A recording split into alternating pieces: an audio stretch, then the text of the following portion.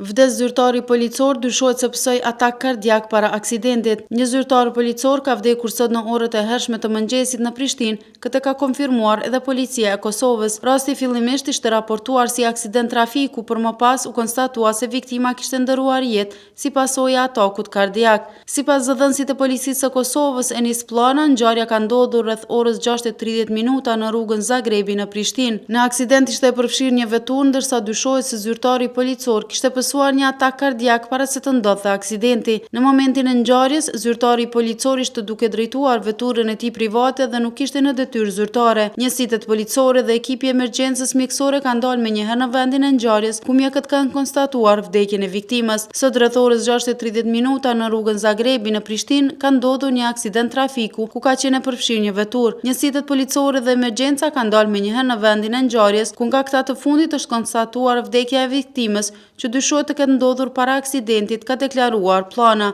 Hetimet lidhur me rastin janë duke vazhduar, ndërsa trupi i pajisë i viktimës është dërguar për obduksion me qëllim të sqarimit të plotë të shkaqeve të vdekjes.